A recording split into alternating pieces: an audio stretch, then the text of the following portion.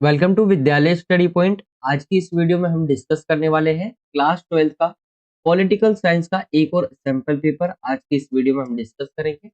हम आते हैं सेक्शन ए की तरफ। यहाँ से आपका सेक्शन ए स्टार्ट हो जाता है एंड इसके अंदर जो 1 से 12 तक होगा सेक्शन ए में जो क्वेश्चन वो सभी एमसीक्यू टाइप होंगे और सभी एक एक नंबर के होंगे। तो पहला क्वेश्चन जो आएगा आपका वो आएगा जो है एक घटनाएं दी होगी एंड उसको जो है आपको टाइम वाइज जो है आपको लगाना है, यानी काल क्रमानुसार जो है आपको व्यवस्थित करना है कि कौन सी घटना जो है पहले हुई है। यहाँ पे अगर कुछ घटनाओं को देखें आप, तो जैसे दिया गया भारत में प्रथम पंचवर्षीय योजना का ड्राफ्ट जारी होना, इसकी आप सभी को डेट पता होनी चाहिए, जब भी आप इसको जो है टाइम वाइज लगा पाएंगे। ठीक है, अगर हम देखें भारत के अंदर जो प्रथम पंचवर्षीय योजना हुई थी उसका ड्राफ्ट जो है तैयार हुआ था, वो हुआ था 1951 के अंदर। ये आपका 1951 आपको लिख लेना है, ये 1951 आ जाएगा। चलिए दूसरे की तरफ बढ़ते हैं हम। एक बार मैं आपको जो है इसको अलग करके लिख देता हूँ। 1951 ये इसका हो गया। चलिए दूसरा जो बोला गया, आर्थिक संकट के कारण जो है सरकार द्वारा जो है योजना अवकाश को घोषित किया गया। आर्थिक संकट हमारे देश के अंदर जो है करीब आप देखेंगे तो 1960 के दशक को अगर हम देखें तो इसके अंदर आया था, जिसके अंदर 62 में हमारा चीन से युद्ध हो गया था, 65 में हमारा पाकिस्तान से युद्ध हो गया था। तो इस कारण से हमारे जो देश के अंदर है वो आर्थिक संकट आया था। एंड इसकी अगर हम टाइमिंग देखें कब से कब तक थी, तो वो स्टार्ट हो जाती है 19 जो है 60 1966 से स्टार्ट हो जाता है और 60 करीब जो है 69 तक चलता है। बाकी इसका जो मैं आपको लिख के दिखाऊं, इसका जो आएगा 1966 हो जाएगा। योजना अवकाश जो है घोषित कर दिया जाता है। चलिए तीसरा जो बोला गया इसके अंदर वो है नियोजित अर्थव्यवस्था के लिए बॉम्बे प्लान के रूप में एक संयुक्त प्रस्ताव ड्राफ्ट किया गया। तो बॉम्बे प्लान जो है कब किया गया था, अगर हम इसको देखें तो ये किया गया था, इसका अगर हम टाइम देखें तो वो हो जाएगा आपका 1944 के अंदर किया गया था। एंड लास्ट है योजना आयोग की स्थापना किया जाना, तो कब किया गया, अगर हम इसको देखें तो ये 1950 के अंदर जो है योजना आयोग को जो है स्थापित किया गया था। तो ये आपके टाइम दिए हुए हैं एंड यहाँ पे सन दिया हुआ है आप सभी का, आप देख सकते हैं। एंड इसी के वाइज जो है आप सभी को इसको बताना है, लाइन वाइज आपको लगाना है। जैसे कि मैंने आपको डेट दे दिया है एंड आप अगर देखेंगे इसमें सबसे पहला क्या निकल कर आएगा, तो बॉम्बे प्लान सबसे पुराना यहाँ पर दिया हुआ है। तो सबसे फर्स्ट पे तो आपका जो है थर्ड वाला दिया है, थर्ड वाला आपका फर्स्ट पे आ जाएगा। फिर इसके बाद देखिए हम बॉम्बे प्लान के बाद जो है वो होता है आपका 1950 के अंदर जो योजना आयोग, थर्ड के बाद आपका चौथा आ जाएगा। चौथे के बाद आप देखेंगे 51 दिया हुआ है आपका भारत में प्रथम पंचवर्षीय योजना का ड्राफ्ट जारी होना, तो ये आपका पहला हो जाएगा। एंड लास्ट जो आपका बच गया वो दूसरा बच गया जो कि 66। कुछ इस तरह से बनेगा आपका जो है ये। एंड विकल्प दिया होगा आपको, विकल्प में से किसी को चुनना होगा। तो चलिए मैं विकल्प की तरफ आपको ले चलता हूँ जो दिया हुआ है। एंड विकल्प में अगर हम देखें ये दिया हुआ है आपके विकल्प। एंड इसमें अगर आप देखिए ऑप्शन जो ग है जिसके अंदर तीसरा चौथा पहला और दूसरा जो है इस तरह से दिया गया है। एंड राइट आंसर आपका ऑप्शन ग निकल कर आ जाएगा। इसी क्वेश्चन को एक बार हम इंग्लिश मीडियम में भी देख लेते हैं, हिंदी और इंग्लिश दोनों में ही आपको करवाया जाता है। तो पहला क्वेश्चन है आपका arrange the following events in chronological order. And ये आपके दिए हुए जैसे इवेंट्स आप देख सकते हैं। एंड अगर हम देखें इसके राइट आंसर को, तो इसका राइट आंसर जो है आपका वैसा ही जैसे मैंने आपको हिंदी मीडियम में बताया, इसका ऑप्शन जो सी है वो राइट आंसर निकल कर आ जाएगा। तीसरा चौथा पहला एंड दूसरा इस तरह से जो है ये क्रोनोलॉजिकल ऑर्डर के अंदर ऑप्शन जो आपका सी है वो राइट आंसर आ जाएगा। चलिए दूसरे क्वेश्चन की तरफ आते हैं। एंड दूसरा क्वेश्चन जो है पहले हम इसे हिंदी में देख लेते हैं इस क्वेश्चन को। इसके अंदर बोला गया है श्रीलंका को संघर्ष का सामना करना पड़ा। तो श्रीलंका अगर आप देखेंगे श्रीलंका के मैप को, तो श्रीलंका जो है भारत के दक्षिण की साइड आप देखते हैं यहाँ पे श्रीलंका है। एंड ये जो है कुछ आंसू के आकार का देश ऐसा ही बना हुआ है। ठीक है, आंसू के आकार का देश कहा जाता है इसे। एंड ये है आपका श्रीलंका।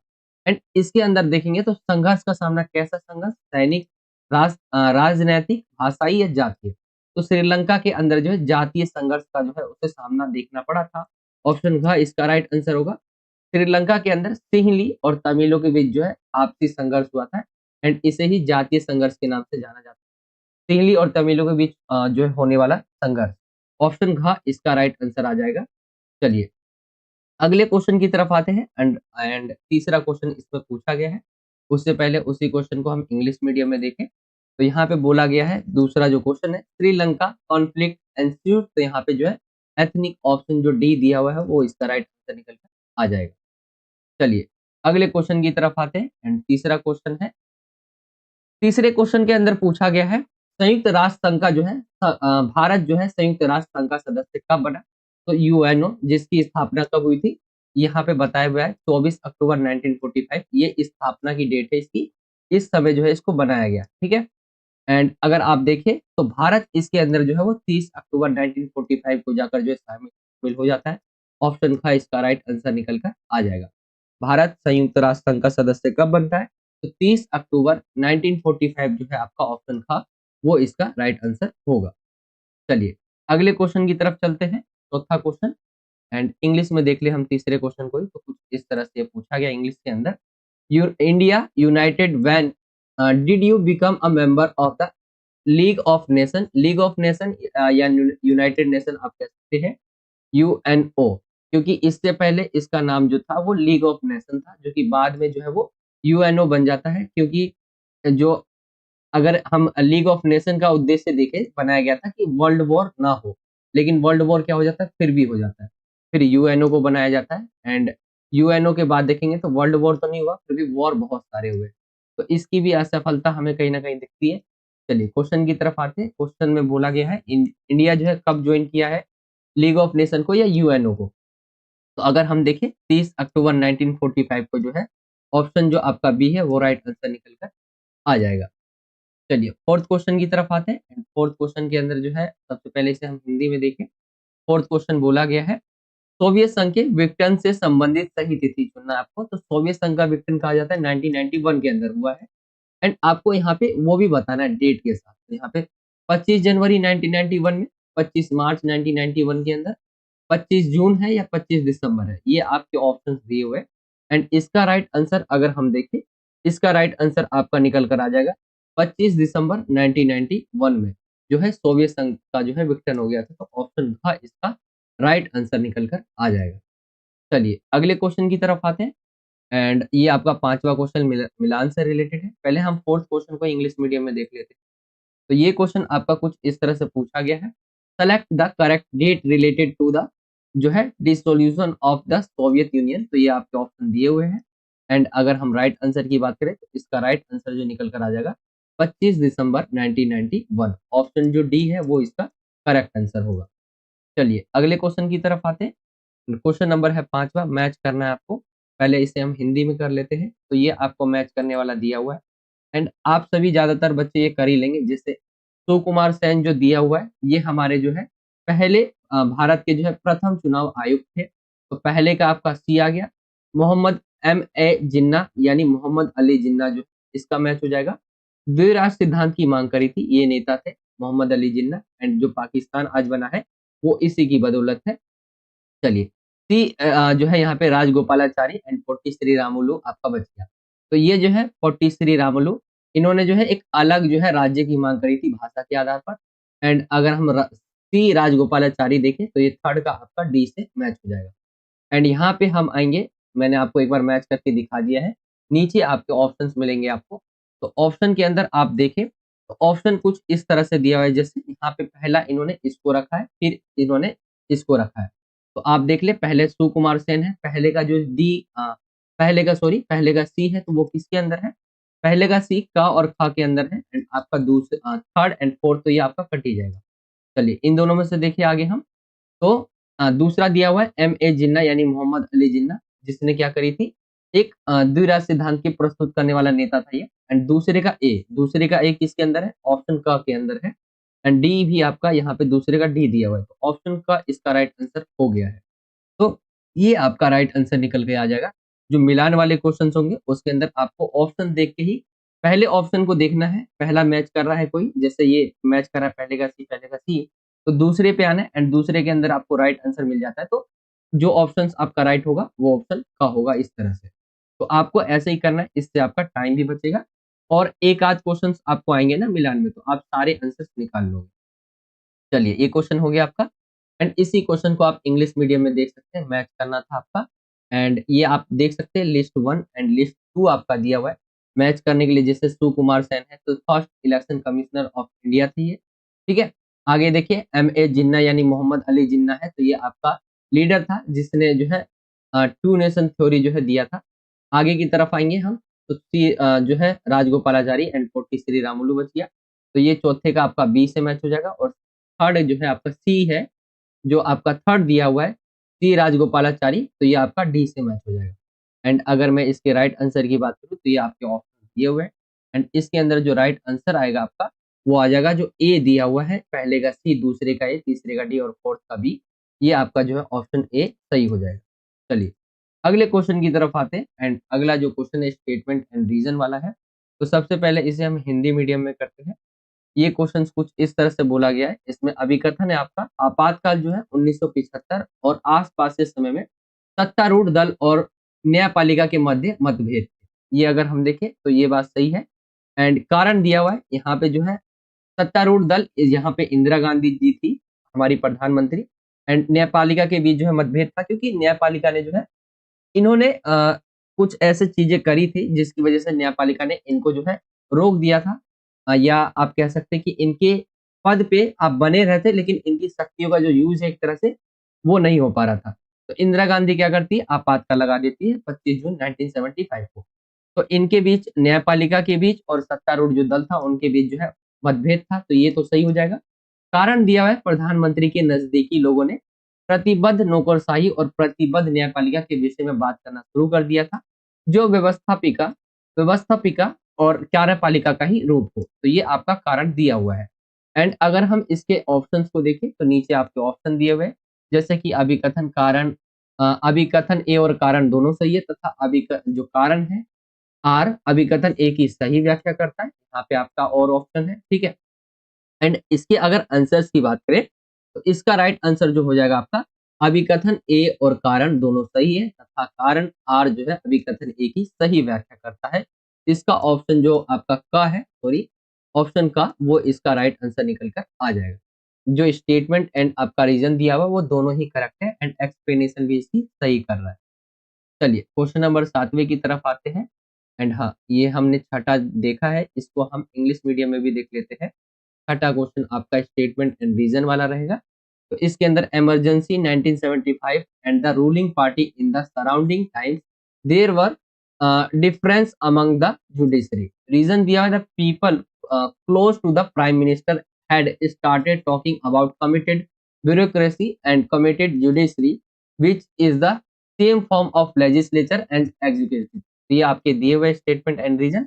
एंड जैसा मैंने आपको बताया राइट आंसर आपका बहुत जो स्टेटमेंट दिए हुए वो दोनों ही सही है, एंड ये करेक्ट एक्सप्लेनेशन भी है। तो ऑप्शन जो ए होगा वो इसका राइट आंसर आ जाएगा। चलिए अगले क्वेश्चन की तरफ चलते हैं। क्वेश्चन नंबर 7वां है, उससे पहले इसे हम हिंदी मीडियम में देखें। तो इसमें बोला गया है द्विराष्ट्र जो सिद्धांत है का प्रतिपादन किस दलीय संगठन से संबंधित है। तो भारतीय राष्ट्रीय कांग्रेस, मुस्लिम लीग, राष्ट्रीय जो है सेवक संघ, या इनमें से कोई नहीं। तो मुस्लिम लीग जो है इसका राइट आंसर हो जाएगा आपका ऑप्शन खा। इन्होंने द्विराष्ट्र सिद्धांत का जो है प्रतिपादन यानी द्विराष्ट्र सिद्धांत जो है दिया कि जो भारत है, भारत जो है अगर हम देखें तो वो दो खेमों का राष्ट्र है, यानी अगर हम देखें हिंदू और मुस्लिम के लिए अलग अलग देश बनना चाहिए, ये इनकी मांग थी। द्विराष्ट्र सिद्धांत से ये चाहते थे। चलिए मुस्लिम लीग थी जिन्होंने मांग करी थी पाकिस्तान की इस द्विराष्ट्र सिद्धांत के आधार पर। अगले क्वेश्चन पे आते हैं, एंड उससे पहले इसे हम इंग्लिश मीडियम में देखें। यहाँ पे इंग्लिश मीडियम में बोला गया the two nation theory is जो है प्रोपाउंडेड टू विच पार्टी और जो है ऑर्गेनाइजेशन। तो ये आपके ऑप्शन दिए हुए जैसे इंडियन नेशनल कांग्रेस, मुस्लिम लीग, राष्ट्रीय सेवक संघ, या नन ऑफ दिस। ये आपके ऑप्शन है। राइट आंसर आपका ऑप्शन बी निकल कर आ जाएगा, जो मुस्लिम लीग है उसके द्वारा दिया गया। चलिए अगले क्वेश्चन पे आते हैं, एंड क्वेश्चन नंबर 8 है इसके अंदर पूछा हुआ। सबसे पहले इसे हिंदी में करें हम। 8 जो क्वेश्चन है इसमें बोला गया है शीत युद्ध के दौर में पूंजीवाद और समाजवाद के बीच विश्व विभाजन का एक बेहतरीन उदाहरण किसे माना जाता था। अगर देखें तो शीत युद्ध के जो टाइम चला था 1945 से लेकर जो है 1991 तक जो चला शीत युद्ध, अमेरिका और जो है रसिया यानी सोवियत संघ के बीच, जो आज के समय रसिया है, उनके बीच जो चला है। पूंजीवाद एक तरह से इनके बीच विचारों की भी लड़ाई थी, पूंजीवाद और समाजवाद की लड़ाई थी, ठीक है, विचारों की भी लड़ाई थी। तो इसके अंदर जो है विश्व विभाजन का एक बेहतरीन उदाहरण जो है किसे माना जाता था। चीन की दीवार को, बर्लिन की दीवार को, स्टैचू ऑफ लिबर्टी, इनमें से कोई नहीं। तो सबसे अच्छा जो उदाहरण माना जाता है वो माना जाता है बर्लिन की दीवार को। बर्लिन की दीवार जैसे जो है उसकी उस तरफ समाजवाद है, ठीक है, एंड दूसरी तरफ देखें हम तो वहां पे पूंजीवाद है। तो बर्लिन की दीवार को जो है एक अच्छा एग्जाम्पल या बेहतरीन उदाहरण जो है माना जाता है। ऑप्शन ख इसका आपका राइट आंसर होगा। चलिए आगे हम आते हैं अगले क्वेश्चन की तरफ। क्वेश्चन नंबर 9 है, उससे पहले इसे हम इंग्लिश इंग्लिश मीडियम में कर लेते हैं, 8वें को ही। इसके अंदर बोला गया है a great of the world divided between capitalism and जो है socialism in the Cold War era what was considered an example. तो वॉल ऑफ चाइना हो गया, बर्लिन वॉल हो गया, स्टैच्यू ऑफ लिबर्टी या none of this, none of the above, ये आपके ऑप्शन दिए हुए। एंड इसका राइट आंसर आपका बर्लिन जो वॉल है वो इसका राइट आंसर हो जाएगा, ऑप्शन बी। चलिए अगले क्वेश्चन की तरफ आते हैं एंड अगला क्वेश्चन है 9वां। उससे पहले इसे हम हिंदी मीडियम में देखें। तो इसके अंदर बोला गया है 9वें क्वेश्चन के अंदर कि भारत एवं चीन के बीच जो है पंचशील समझौते पर हस्ताक्षर जो हुआ था वो किस वर्ष हुआ था, कौन सा टाइम था, 1950, 1952, 1953 या 1954, ये आपके ऑप्शन दिए हुए। एंड अगर हम देखें भारत और चीन के बीच जो है पंचशील जो समझौता है उसके ऊपर हस्ताक्षर 1954 में हुआ था। एंड इसका ऑप्शन जो घ है वो राइट आंसर निकल कर आ जाएगा। चलिए अगले क्वेश्चन की तरफ आते हैं एंड अगला क्वेश्चन आपका स्टेटमेंट एंड रीजन वाला है। चलिए उस क्वेश्चन को हम इंग्लिश मीडियम में देख लेते हैं पहले। एंड इसके अंदर बोला गया है the year of the signing of the जो Panchsheel agreement between India and China. तो ये आपके ऑप्शन दिए हुए हैं। एंड अगर हम इसके आंसर्स को देखें तो इसका राइट आंसर आपका 1954 आ जाएगा। ऑप्शन डी इसका जो है राइट आंसर होगा। चलिए अगले क्वेश्चन की तरफ बढ़ते, स्टेटमेंट एंड रीजन वाला जो है 10वां क्वेश्चन पूछा गया है। तो पहले इसे हम हिंदी मीडियम में करें। ये आपका अभिकथन जो स्टेटमेंट है, आपातकाल के दौरान असहमति और प्रतिरोध के कई कार्य हुए। तो ये बात सही है। आपातकाल के दौरान जो है हमारे देश के अंदर बहुत सारे कार्य ऐसे हुए जो असहमति और प्रतिरोध के कार्य थे।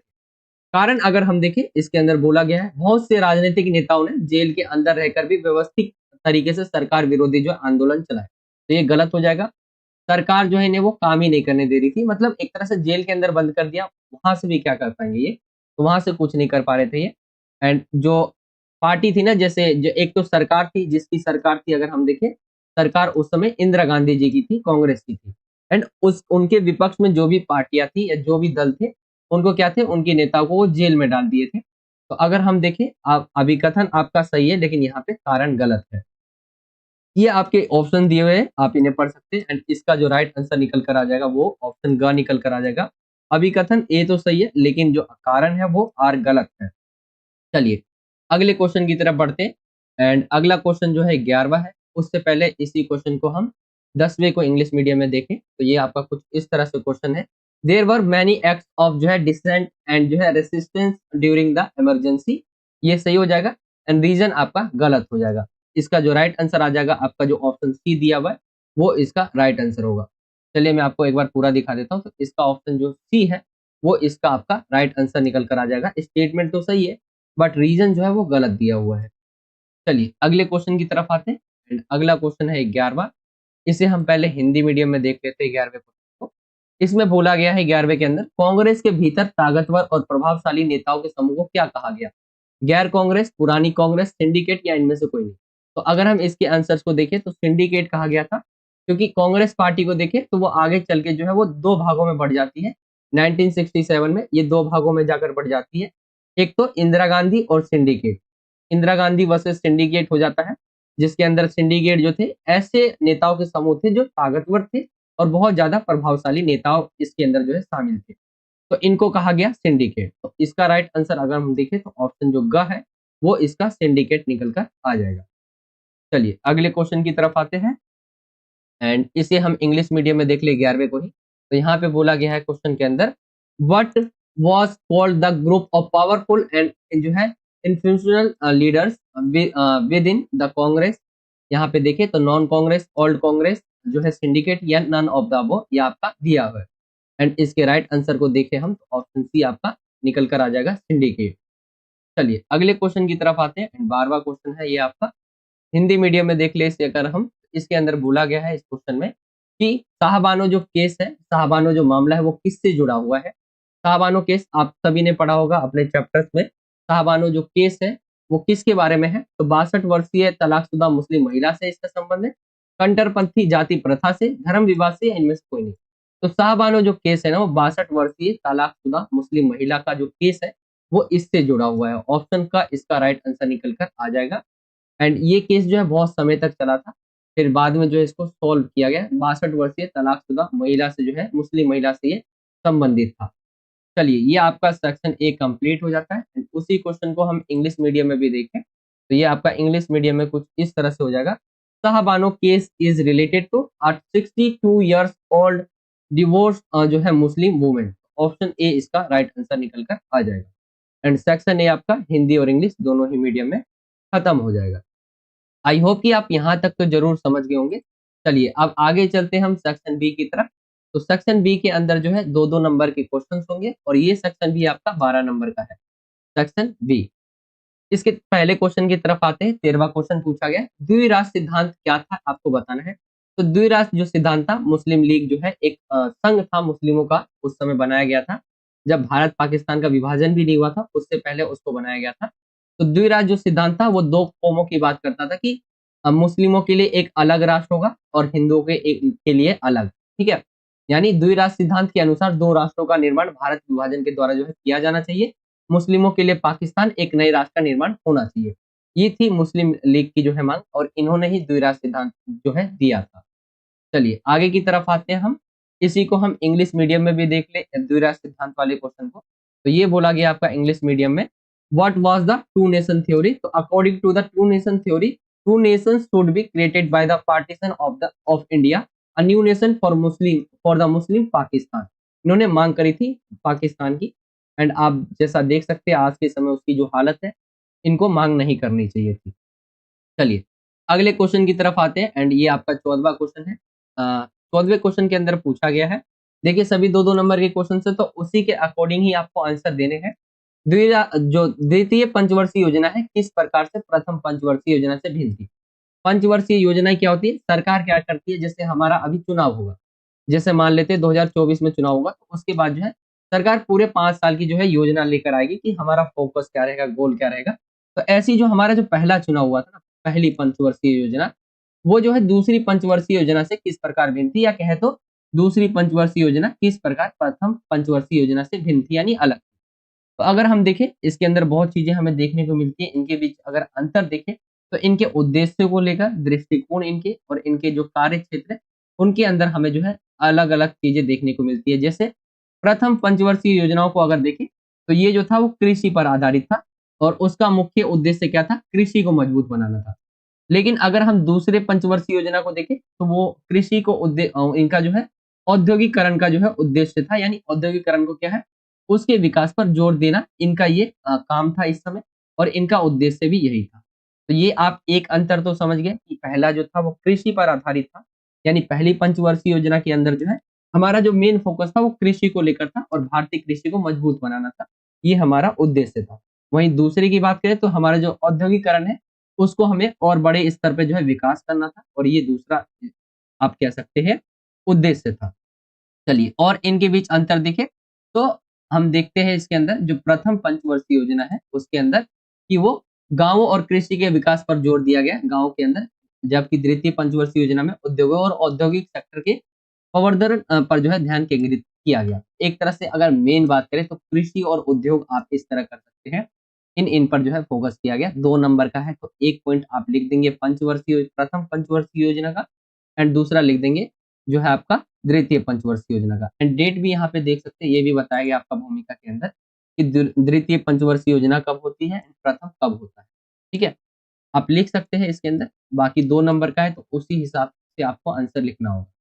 चलिए आपका 14वां क्वेश्चन हो गया है। एंड आते हैं अगले क्वेश्चन की तरफ, एंड इसे इंग्लिश में भी देख लेते हैं हम।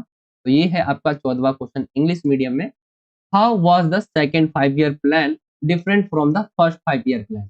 तो ये आप देख सकते हैं एक्सप्लेन किया गया, जैसे सेकंड जो 5 ईयर प्लान था वो कब से कब तक था, एंड फर्स्ट जो है कब से कब तक।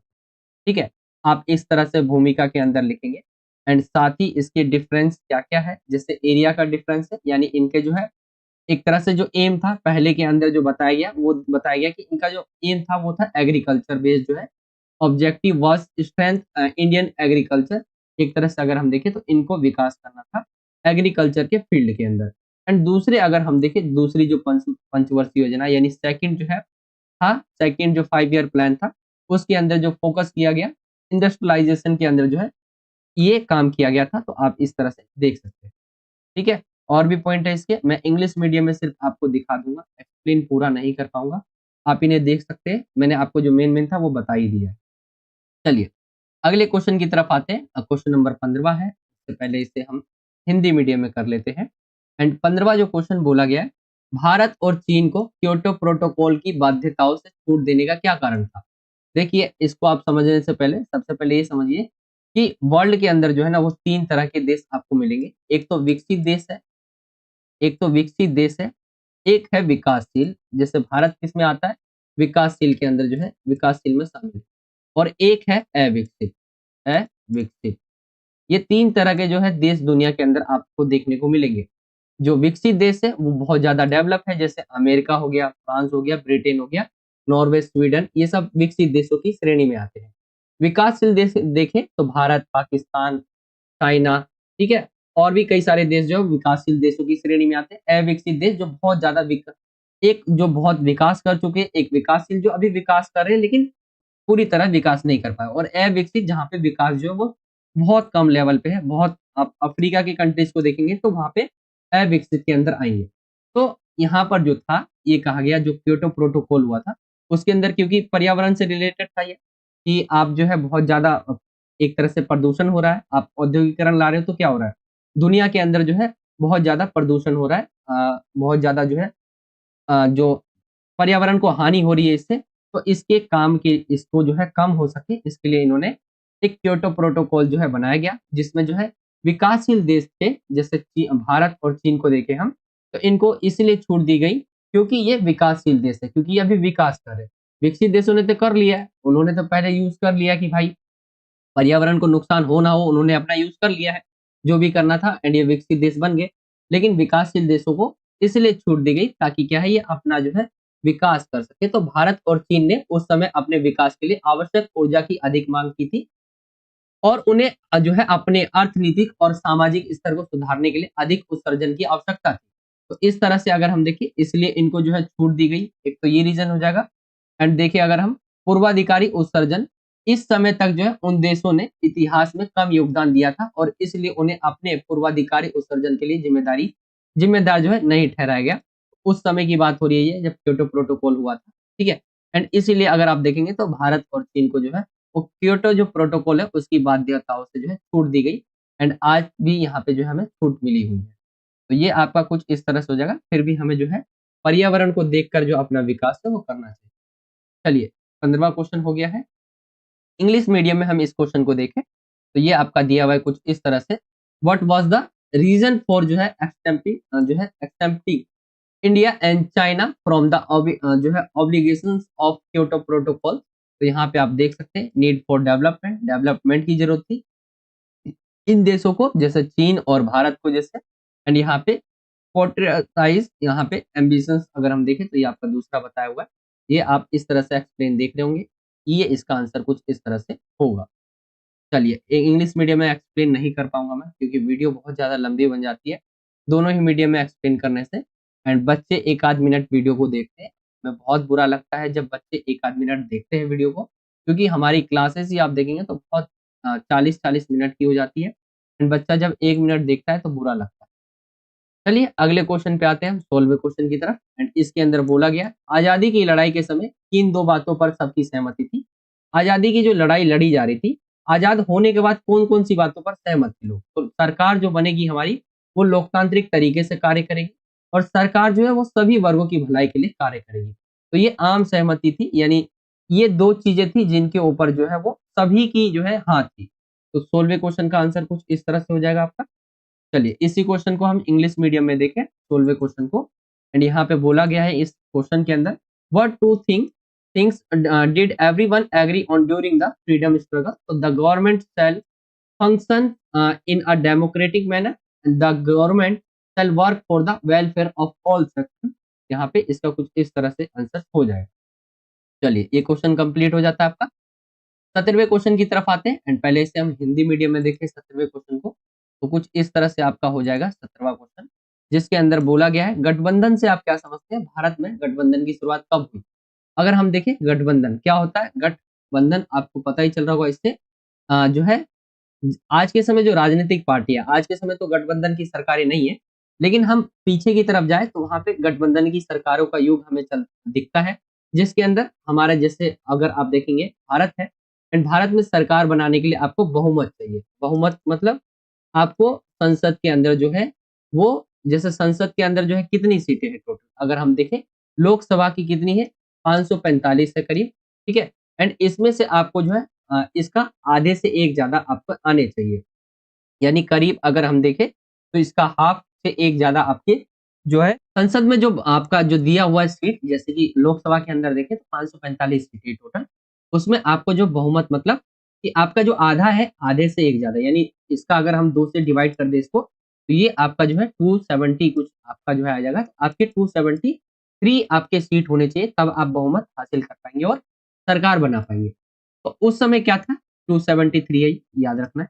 एंड उस समय क्या था कि किसी भी पार्टी को 273 वोट ही नहीं मिल पा रहे थे।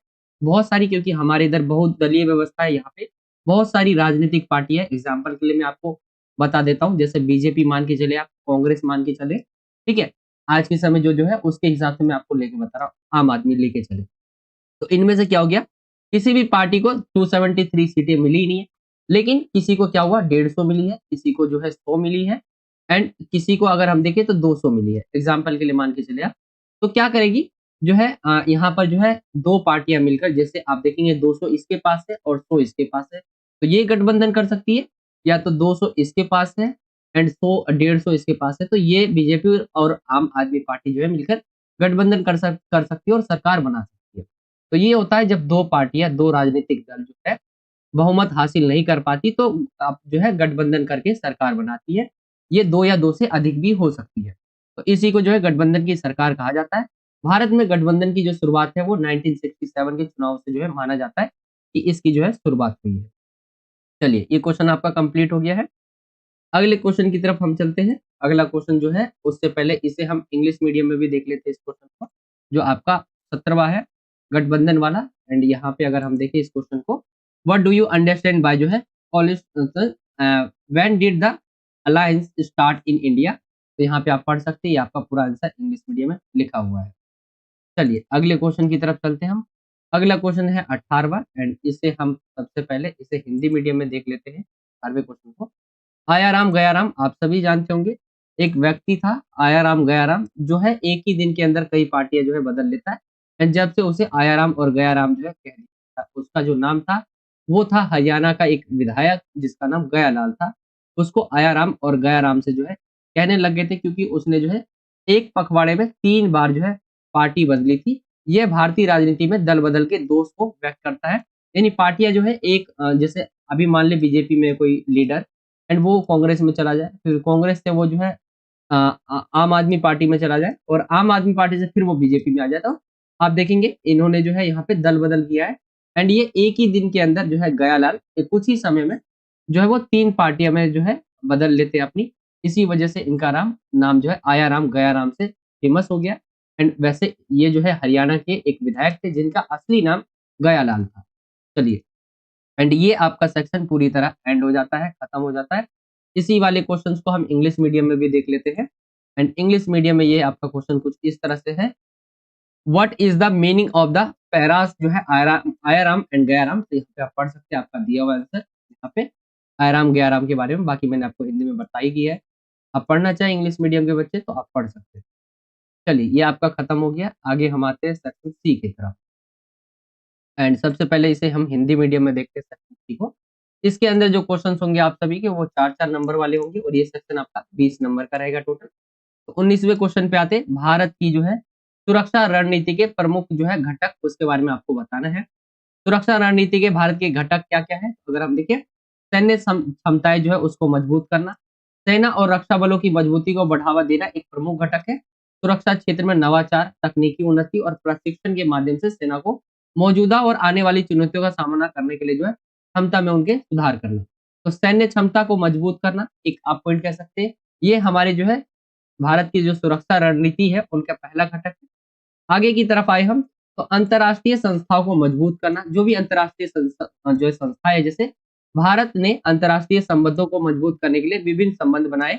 संयुक्त राष्ट्र हो गया, ब्रिक्स शांति संधि और सहयोग संगठन जैसे संस्थाएं सुरक्षा और राष्ट्रीय हित में भारत की भूमिका को मजबूत करने में मदद करती है। जो भी अंतर्राष्ट्रीय संस्था है उसको मजबूत करना है। अगर तीसरे पॉइंट की बात करें तो आंतरिक सुरक्षा समस्याओं से निपटना, ये भारत की सुरक्षा रणनीति का एक और घटक है, जिसके अंदर आंतरिक सुरक्षा जो भी समस्या है, जो है समस्याओं का सामना के लिए भारत ने विभिन्न रणनीतिक उपाय जो है अपनाए हैं, जैसे कि आतंकवाद, नकाबपोशी और साइबर आक्रमण के खिलाफ नैतिक और कानूनी कदम। चौथा अगर देखें तो आर्थिक विकास को जो है तेज करना, यहाँ पे किया जाएगा। आर्थिक विकास को तेज करना, तो अगर हम देखें आर्थिक विकास के अंदर यही लिख सकते हैं आप कि आर्थिक विकास को तेज करने में जो है अ, आर्थिक विकास को तेज करने से जो है देश की, यहाँ पे तेज आएगा, ठीक है, तेज करने से देश की आर्थिक स्थिति जो है मजबूत होती है, जिससे सुरक्षा और रक्षा के क्षेत्र में सुधार होता है। समृद्धि और विकास से सामाजिक स्थिति में सुधार होता है और देश को आंतरिक और बाह्य चुनौतियों का सामना करने के लिए तैयार करता है। तो आर्थिक विकास को तेज करना, आप इनके ये आप देख सकते हैं, ये घटक थे। तो सुरक्षा रणनीति के ये आपको 4 पॉइंट बताए हुए एंड इसी 4 पॉइंट को आप लिखेंगे कुछ इस तरह से, तो आपको पूरे नंबर मिल जाएँगे। चलिए, अगले क्वेश्चन की तरफ आते हैं एंड सबसे पहले इसे हम इंग्लिश मीडियम में देख लें, इसी क्वेश्चंस को। तो 20 नंबर का ये आपका पूरा सेक्शन सी है। इसके अंदर 19वां क्वेश्चन देखिए, तो describe the main components of India security strategy. तो यहाँ पे मिलिट्री जो कैपेबिलिटीज है उसको स्ट्रेंथन करना, ठीक है। इंटरनेशनल जो इंस्टीट्यूशंस है उसमें आपको ये आप लिख सकते हैं आप, डीलिंग विद जो है इंटरनल जो हमारे इंटरनल सिक्योरिटी प्रॉब्लम्स है उसके बीच, एंड यहाँ पे एक्सेलरेटिंग इकोनॉमिक डेवलपमेंट, आप इस तरह से इकोनॉमिक डेवलपमेंट करके लिख सकते हैं। एंड ये आपका 19वां क्वेश्चन कुछ इस तरह से होगा। मैं आपको इंग्लिश मीडियम में सिर्फ पॉइंट दिखा दे रहा हूँ। जैसे ये आपका 4th पॉइंट हो गया, 3rd पॉइंट हो गया, ठीक है। एंड आगे अगर हम देखें तो पहला दूसरा मैंने आपको ऊपर दिखाई दिया है। तो ये आपका कुछ इस तरह से इसका आंसर होगा। जो मेन कंपोनेंट्स है इंडिया की जो है सिक्योरिटी स्ट्रेटेजी के, तो आप देख सकते हैं। चलिए अगले क्वेश्चन की तरफ आते हैं, 20वां क्वेश्चन है। उससे पहले इसे हम हिंदी मीडियम में देख लेते हैं। इस क्वेश्चन के अंदर कहा गया है, राजनीति में जन भागीदारी और समाज कल्याण से जुड़े विकास के कोई 4 मुद्दों का आपको जो है वर्णन करना है। इस क्वेश्चन के अंदर जो बोला गया है, राजनीति में जन सहभागिता यानी जनता की जो भागीदारी यानी जनता की जो भूमिका है और समाज कल्याण से जुड़े विकास के कोई 4 मुद्दों का वर्णन करना है। जैसे अगर हम देखें तो सूचना का अधिकार हो गया। जन भागीदारी एक महत्वपूर्ण पहलू है सूचना का अधिकार। नागरिकों को सरकारी निर्णय, नीतियों और कार्यों के बारे में सूचना प्राप्त करने का अधिकार होना चाहिए। तो ये सूचना का अधिकार हो गया। आरक्षण की नीति हो गया। जन सहभागिता और समाज कल्याण से जुड़े हम इसको भी देखते हैं। आरक्षण की नीति हो गया। इसके अंदर अगर हम देखें तो आप लिख सकते हैं, समाज के विभिन्न वर्गों के लिए आरक्षण की नीति का आधिकारिकता से जो है जुड़ा होना चाहिए। आरक्षण के माध्यम से समाज में समानता और सामाजिक न्याय को बढ़ावा देना चाहिए। राष्ट्रीय खाद्य सुरक्षा, जन सहभागिता के माध्यम से राष्ट्रीय खाद्य सुरक्षा में भी जो है योगदान करना चाहिए। ये आपका बोला गया है। एंड इसका जो दूसरा पॉइंट है उसमें कहा जा रहा है, सरकार को लोगों को उचित खाद्य सामग्री उपलब्ध करने के लिए जो है उचित योजनाएं बनानी चाहिए। महिला सशक्तिकरण हो जाएगा इसके अंदर, जैसे महिलाओं को राजनीति में जो है अधिक सहभागिता का अधिकार होना चाहिए, जिसके अंदर आप देखते होंगे संसद के अंदर जो है कुछ सीटें महिलाओं के लिए भी जो है आरक्षित की गई होती है। समाज में महिलाओं को शिक्षित और सशक्त बनाने के लिए योजनाएं योजनाएं जो है बनाई जानी चाहिए। ये आप लिख सकते हैं। जैसे इसके अंदर और देखें हम, शिक्षा का अधिकार, बहुत सारे इसके पॉइंट बताए हुए, शिक्षा का अधिकार हो गया या प्रबंधन में कामगारों की जो है भागीदारी। ये इसके जो है 4 नंबर का क्वेश्चन है। इसके अंदर बहुत सारे पॉइंट, आपके 6 नंबर से भी ज़्यादा का है क्वेश्चन। हमने आंसर लिख रखा है, तो आप इनमें से किसी 4 पॉइंट 4 मुद्दों के बारे में आप बोल सकते हैं। जैसे सूचना का अधिकार, आरक्षण की नीति हो गया, राष्ट्रीय खाद्य जो सुरक्षा, महिला सशक्तिकरण, शिक्षा का अधिकार, प्रबंधन में कामगारों की भागीदारी। तो ये आपका कुछ इस तरह से इसका आंसर होगा। एंड ये वाला क्वेश्चन भी आपका खत्म हो जाता है। चलिए अगले क्वेश्चन पे आते हैं एंड उससे पहले इसे हम इंग्लिश मीडियम में देख लेते हैं इस क्वेश्चन को। तो यहाँ पे बोला गया है इस क्वेश्चन के अंदर, public participation in politics and any 4 issue of development related to social welfare describe it. तो राइट टू इन्फॉर्मेशन आप यहाँ पे लिख सकते हैं, ठीक है। ये आपका एक्सप्लेन किया गया है। जैसे पॉइंट अगर आप देखें तो यहाँ पे आपके जो है पॉइंट एक्सप्लेन किए गए राइट टू इन्फॉर्मेशन के बारे में। आगे की तरफ आएंगे आप, तो आगे की तरफ जो पॉइंट है पॉलिसी ऑफ प्रिजर्वेशन, इसके बारे में बताया हुआ है। नेशनल फूड सिक्योरिटी, इसके बारे में आप देख सकते हैं। Women empowerment and right to education हो गया और पार्टिसिपेशन ऑफ वर्कर्स इन जो है मैनेजमेंट। तो ये आपको पॉइंट एक्सप्लेन करने होंगे। ये आपके टोटल जो है 6 अगर हम देखें सब हेडिंग के साथ और बहुत सारे पॉइंट इसमें, तो आप किसी जो है 4 पॉइंट को ही एक्सप्लेन करना है आपको, क्योंकि ये 4 नंबर के क्वेश्चन है। एंड 20वां क्वेश्चन आपका कुछ इस तरह से हो जाएगा। चलिए इस क्वेश्चन की तरफ आते हैं।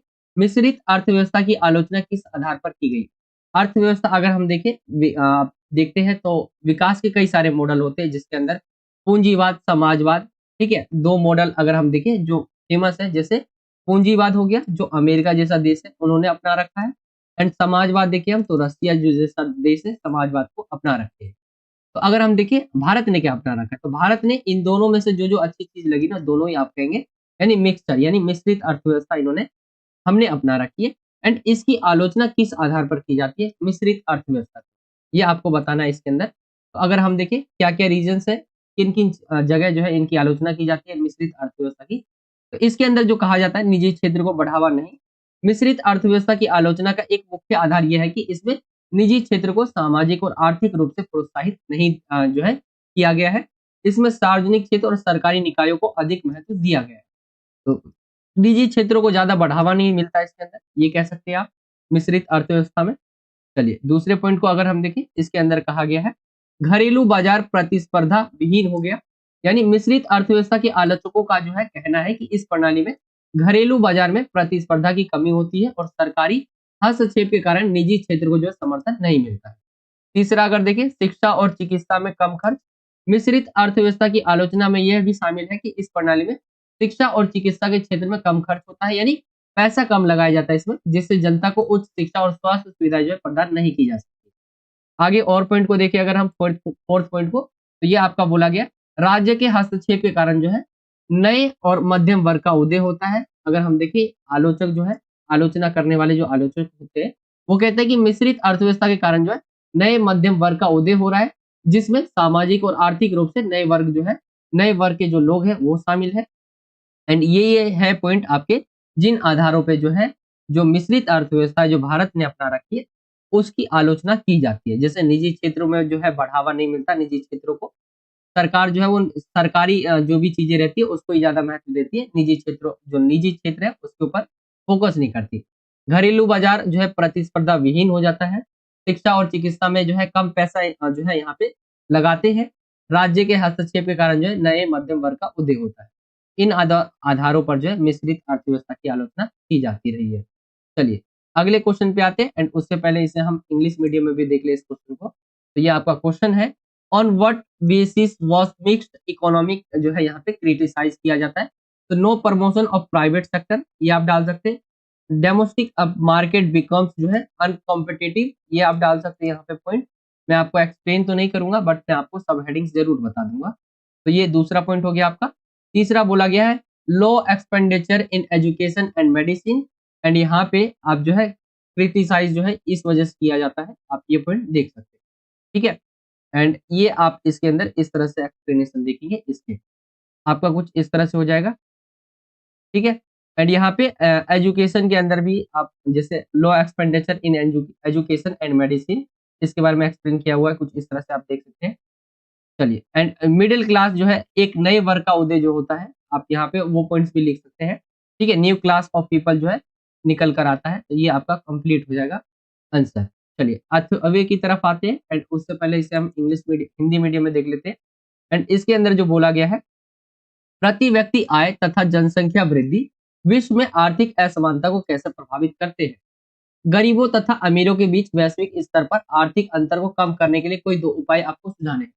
देखिए विश्व के अंदर अगर हम देखें तो एक जो अमीर वर्ग है वो बहुत ज्यादा अमीर है और गरीब जो वर्ग है वो बहुत ज्यादा गरीब है। ये आर्थिक अंतर यानी बहुत ज्यादा हाई है इन दोनों के बीच।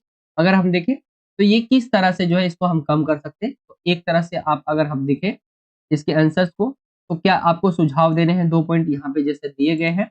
सुझाव नीचे की तरफ आएंगे आप, तो यहाँ पे दिया गया है जनसंख्या वृद्धि पर नियंत्रण के द्वारा ही वैश्विक स्तर पर आर्थिक अंतर को कम किया जा सकता है और प्रति व्यक्ति आय में वृद्धि के द्वारा ही आर्थिक विकास में जो है गति लाई जा सकती है। तो यहाँ पे प्रति व्यक्ति आय जो होती है यानी पर कैपिटा इनकम जो है उसको बढ़ाने की बात की गई है और जनसंख्या पर नियंत्रण। साथ ही यहाँ पे बताया गया है उच्च प्रति व्यक्ति आय और जनसंख्या वृद्धि के कारण धनी देश अथवा सामाजिक समूहों और अधिक धनी बनने में मदद मिलती है, जबकि निम्न प्रति व्यक्ति आय और जनसंख्या की तीव्र वृद्धि एक साथ मिलकर गरीब देशों और सामाजिक समूह को और अधिक गरीब बना देते हैं। ये आप देख सकते हैं।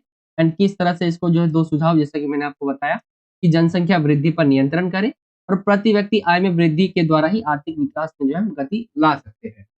चलिए अगले क्वेश्चन की तरफ आते हैं। एंड क्वेश्चन नंबर 22वां है। 21वें को अगर हम इंग्लिश मीडियम में देखें, 21वां क्वेश्चन है, तो यहाँ पे बोला गया है इंग्लिश मीडियम में, how do per capita income and population growth effect economic जो है inequality in the world, suggest any two measures to reduce the economic gap between rich and poor at the global level.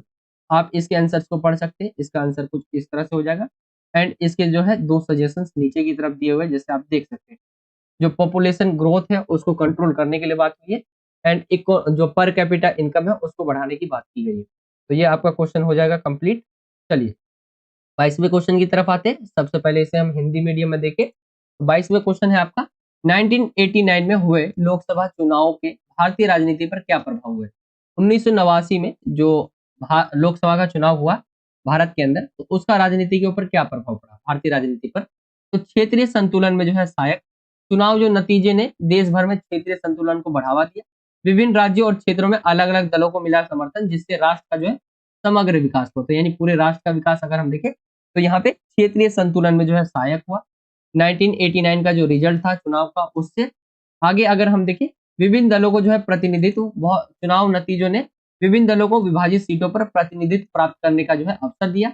यह राजनीतिक प्रक्रिया में जनमत के अनुसार विभिन्न सोच वाले लोगों को सशक्त बनाया। तो ये आप देख सकते हैं दूसरा। एंड इसके जो है पूछे गए थे, अगर हम देखें इसके कुछ नकारात्मक प्रभाव भी लिखे हुए। एंड यहाँ पे इसके अगर हम देखें, ये सकारात्मक प्रभाव थे, क्षेत्रीय संतुलन में सहायक हो गया, विभिन्न दलों को प्रतिनिधित्व मिला। लेकिन इसके कुछ नकारात्मक प्रभाव अगर हम देखें तो क्या क्या निकल कर आया। राजनीतिक अस्थिरता, चुनाव नतीजों ने राजनीतिक परिदृश्य में अस्थिरता उत्पन्न की, क्योंकि एक स्थिर सरकार जो है नहीं जो है बना सकती। तो एक स्थिर सरकार नहीं बन पाई, तो जो आपका देखेंगे पॉलिटिकल इंस्टेबिलिटी यानी राजनीतिक अस्थिरता इसके अंदर रही। बहुपक्षीय सरकारों की तहत अधिकाधिक दलों की बढ़ती संख्या ने नेतृत्व में असमंजस को बढ़ाया। नेतृत्व में जो है असमंजस को बढ़ा दिया गया। अगर हम देखें बहुत सारी जो है पार्टियां थी उसकी वजह से। एंड नीतियों को अगर देखें, नीतियों में दृढ़ता की कमी हमें देखने को मिली है। तो बहुपक्षीय सरकारों के कारण जो है नीतियों को पुनर्विचार करना और उन्हें पारित करना जो है मुश्किल हो गया। देश में स्थितिगतता और नीतिगतता की कमी थी, जो नागरिकों को नुकसान पहुंचा सकता है। ये आप कुछ इस तरह से एक्सप्लेन करेंगे। इसके पॉजिटिव एंड नेगेटिव दोनों ही इम्पैक्ट थे, आप यहाँ पे कुछ इस तरह से देख सकते हैं। चलिए 22वां क्वेश्चन आपका कंप्लीट हो गया है। आगे की तरफ आते हैं। एंड इसके अंदर भी आपका और दिया हुआ है। उससे पहले अगर हम 22वीं को इंग्लिश मीडियम में देखें तो ये आपका कुछ इस तरह से हो जाएगा। क्वेश्चन है, what were the effect of Lok Sabha election held in 1989 on Indian politics. तो यहाँ पे पॉजिटिव इम्पैक्ट जैसे हेल्पफुल इन रीजनल बैलेंस हो गया, आपका रिप्रेजेंटेशन टू डिफरेंट पार्टीज हो गया। ये आप लिख सकते हैं इनके पॉजिटिव जो इम्पैक्ट रहे उसके बारे में। एंड नेगेटिव के अंदर जैसे political instability and lack of जो है जो यहाँ पे दिया हुआ है परसिस्टेंस इन पॉलिसीज, ये आप लिख सकते हैं। तो ये आपका कंप्लीट जो हो जाएगा। नेगेटिव एंड इसका पॉजिटिव दोनों ही इफेक्ट देखने को हमें मिलते हैं। चलिए अगले क्वेश्चन की तरफ आते हैं। एंड इसके अंदर दिया हुआ है और इसके अंदर और में है आपका, पहले हम इसे जो है हिंदी मीडियम में डिस्कस कर लेते हैं। इसके अंदर जो और दिया हुआ है एंड इसके अंदर जो बोला गया है 1971 में जो चुनाव हुआ, 1971 में चुनाव में कांग्रेस पार्टी को शानदार जीत दिलाने वाले किन्हीं 4 कारकों का आपको विश्लेषण करना है। तो 1971 आपको ध्यान रखना है, ये समय कौन सा था, जब बांग्लादेश बनकर आया था। तो कांग्रेस पार्टी की जो है जीत हुई, और इसके क्या रीजन थे जिसकी वजह से शानदार जीत हुई थी कांग्रेस पार्टी की 1971 में। तो इंदिरा गांधी का चमत्कारी जो है नेतृत्व माना जाता है। इंदिरा गांधी जो है एक ऐसी लेडी मानी जाती है ना जो फैसले तुरंत लेती है, ठीक है। एंड इंदिरा गांधी ने 1971 के चुनाव में एक मजबूत और चमत्कारिक नेतृत्व जो है प्रदर्शित किया। उन्होंने गरीबी हटाओ और देश की जो है आर्थिक स्थिति में सुधार करने के लिए कार्य किया, जिससे वह जनता के बीच बहुत अधिक जो है लोकप्रिय हो गई। तो इंदिरा गांधी का चमत्कारी नेतृत्व आप यहाँ पे डाल सकते हैं। आगे की तरफ आए हम, तो कांग्रेस पार्टी के जीत के और कारणों में अगर हम देखें तो गरीबी हटाओ का नारा जो दिया गया इंदिरा गांधी के द्वारा, तो वो भी इनके जो है अगर हम देखें जीत का बड़ा कारण था। जो लोग थे, जो आम लोग थे, उन ये जो नारा है काफी ज्यादा पसंद आया आम लोगों को। एक कारण ये भी कह सकते हैं गरीबी हटाओ का नारा। दूसरा, अगर हम तीसरा पॉइंट देखें, भूमि सुधार और बैंकों का राष्ट्रीयकरण जो किया गया, ये आप कांग्रेस ने भूमि सुधार कार्यक्रम और बैंकों का राष्ट्रीयकरण जैसी जो है प्रमुख नीतियों को लागू किया, जिससे ग्रामीण क्षेत्रों में जनता के बीच जो है पॉपुलैरिटी मिली इनको। तो ये आप देख सकते हैं। एंड यहाँ पे फोर्थ पॉइंट अगर हम देखें, प्रीवी पर्स की जो है समाप्ति कर दी गई, यानी इंदिरा गांधी ने चुनावी प्रचार में प्रीवी पर्स की जो समाप्ति की घोषणा की, जिससे वे आम जनता के बीच में जो है बहुत लोकप्रिय हो गई। पांचवा पॉइंट अगर हम देखें, इसमें कहा गया है 1971 भारत पाकिस्तान युद्ध में जो है महत्वपूर्ण भूमिका देखें, तो बांग्लादेश जो बन के आया था उसके अंदर आप देखेंगे तो भारत की जीत हुई थी। तो एक कारण ये भी था, भारत की जो है शानदार जीत से इनको जो है कांग्रेस पार्टी को बहुत अच्छी जो है जीत हासिल हुई, शानदार जीत हासिल हुई। एंड ये कुछ इस तरह से कंप्लीट हो जाएगा आपका क्वेश्चन नंबर 22 का आपका ये अथवा था। चलिए, इसी क्वेश्चन को हम इंग्लिश मीडियम में भी देख लेते हैं। इंग्लिश मीडियम में आपका ये जो 22वां क्वेश्चन है इसको देखते हैं। एंड इसका और है ये आपका, इसके अंदर बोला गया analyse any four factors that lead जो है led the Congress party to जो है spectacular victory in the election in 1971। तो यहाँ पे अगर हम देखें, लीडरशिप थी इंदिरा गांधी की, जो मिराकुलस जो है लीडरशिप ऑफ जो है इंदिरा गांधी, ये आप डाल सकते हैं यहाँ पे। गरीबी हटाओ जो है स्लोगन जो था वो इसके अंदर जो है बहुत फेमस हुआ था, तो ये भी आप डाल सकते हैं इसके अंदर, गरीबी हटाओ slogan. And land reforms and जो है नेशनलाइजेशन ऑफ जो है बैंक किया गया, ये आप देख सकते हैं थर्ड पॉइंट को। एंड अगर हम देखें आगे, अनाउंसमेंट ऑफ जो है अबोल्यूशन ऑफ जो है प्रीवी पर्स इंदिरा गांधी के द्वारा जो है ये इसकी समाप्ति की गई। एंड यहाँ पे जो important role in the Indo Pakistan war 1971, ये भी आप एक्सप्लेन कर सकते हैं। एंड ये आपका क्वेश्चन कंप्लीट हो जाता है। चलिए, क्वेश्चन नंबर 23 की तरफ आते हैं। एंड उससे पहले इसे हम हिंदी मीडियम में देख लेते हैं। आपातकाल जो लगाया गया 25 जून 1975 को, उसके पीछे मुख्य कारण क्या थे? तो ऐसा कहा जाता है, न्यायपालिका और विधायिका के मध्य जो है संघर्ष देखने को मिला था। सर्वोच्च न्यायालय ने सरकार के कई कदमों को जो है संविधान के खिलाफ माना, इसने आपातकाल की घोषणा को प्रेरित किया। ये अगर आप देखें तो एक तरह से न्यायपालिका और सरकार के बीच जो है संघर्ष चल रहा था, जिसकी वजह से जो है क्योंकि राष्ट्रपति के पास ये अधिकार होता है कि आप जो है आपातकाल लगा सकते हैं, तो उस समय इंदिरा गांधी के द्वारा जो है राष्ट्रपति को कहा कि आपातकाल लगाइए, तो लगा दिया। तो एक कारण ये हो गया, यानी यहाँ पे इंदिरा गांधी के द्वारा देखा जा रहा था कि अब वो जो है सत्ता में नहीं रह पाएंगी, उसके लिए कुछ उन्हें ऐसा कुछ करना पड़ेगा। तो उन्होंने क्या किया, आपातकाल लगा दिया। गुजरात और बिहार के छात्र आंदोलन, इसके अंदर देखिए अगर हम, तो युवा छात्रों को जो है प्रशासनिक बदलाव की मांग के लिए गुजरात और बिहार के में छात्रों ने प्रदर्शन और आंदोलन किया। इससे सरकार को आंदोलन को दबाने का प्रयास करना पड़ा और आपातकाल लागू करना पड़ा।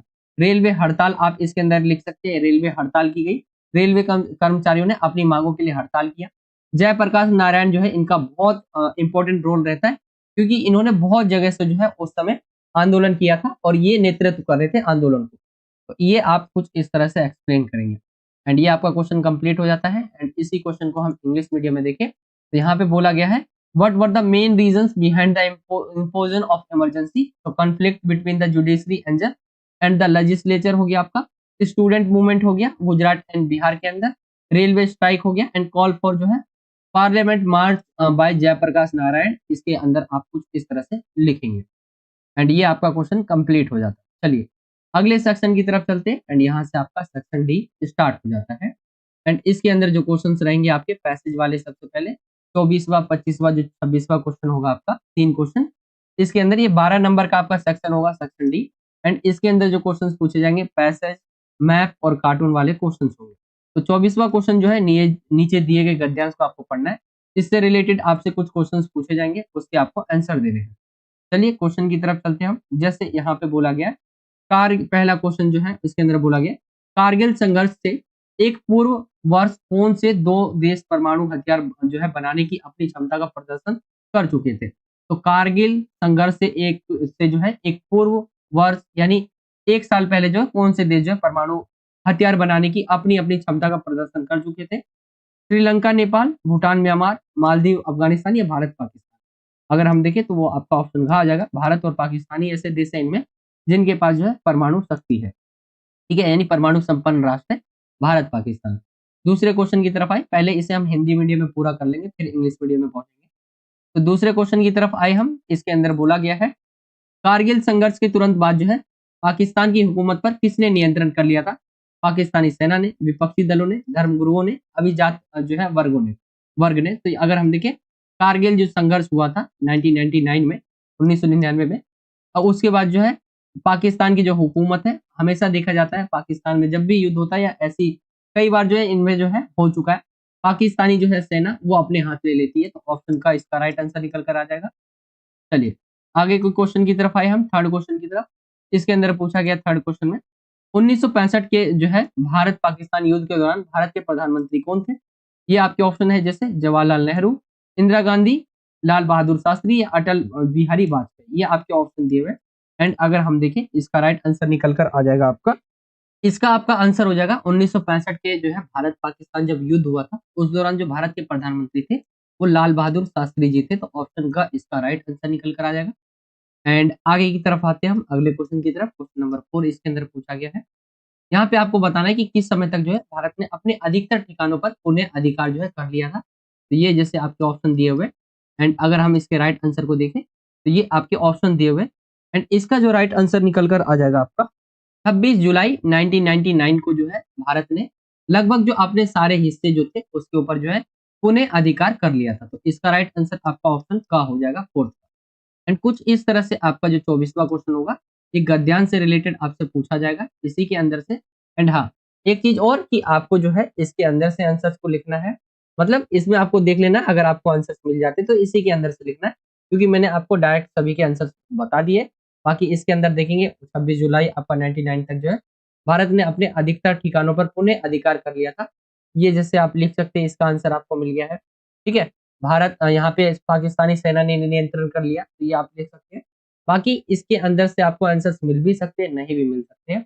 बाकी मैंने आपको करवा दिया आंसर। चलिए आगे चलते हैं हम। उससे पहले 24वें क्वेश्चन को आप इंग्लिश मीडियम में देख लेते हैं हम।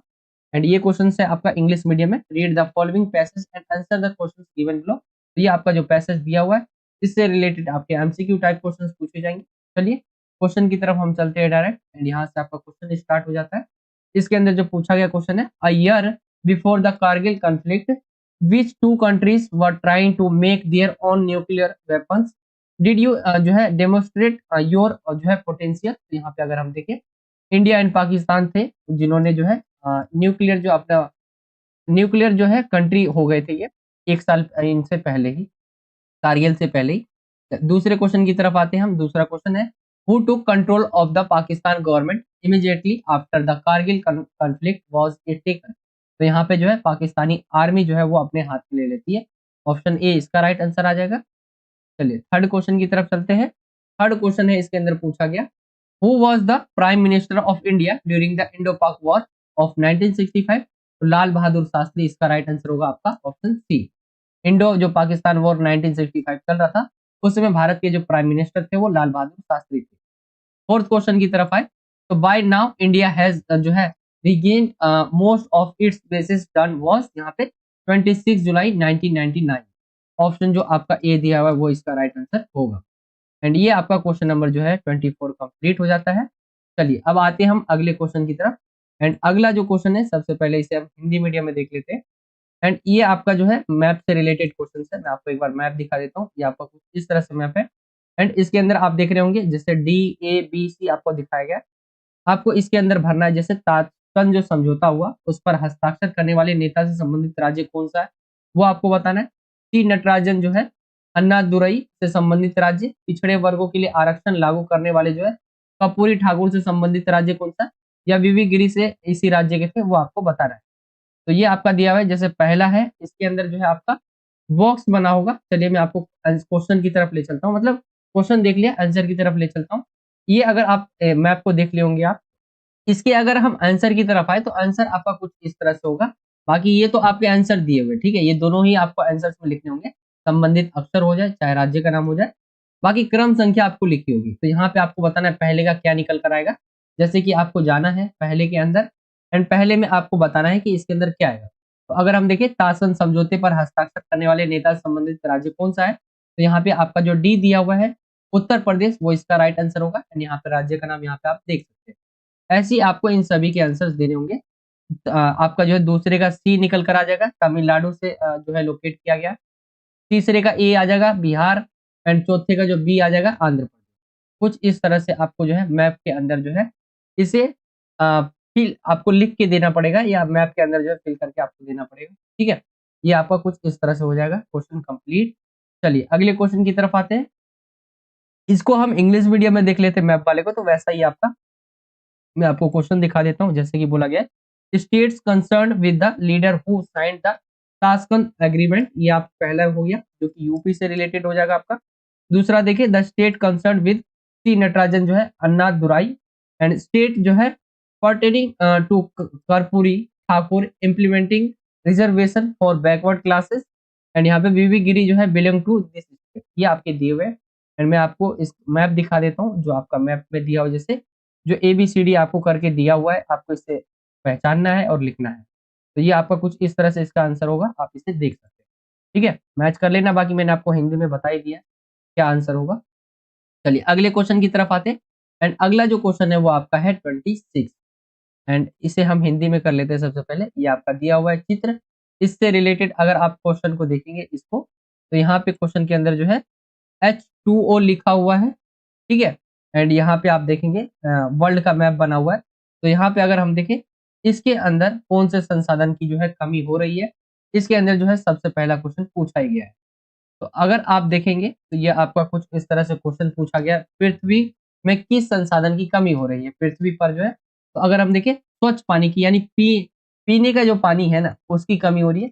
आप सभी मतलब कुछ ऐसे होंगे जो सोचेंगे कि पीने का पानी कैसे कम हो रहा है, पानी तो बहुत है वर्ल्ड के अंदर। देखिए पानी तो है लेकिन वो पीने का नहीं है, पीने का सिर्फ जो है कुछ 2% कुछ ही है, और उसमें से भी ज्यादातर हिस्सा जो है वो ग्लेशियर के रूप में है।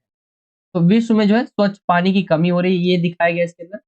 कौन सा प्राकृतिक संसाधन ताजा संसाधन माना जाता है, वे देश जिनके बीच जो है जल के लिए हिंसक संघर्ष हुआ।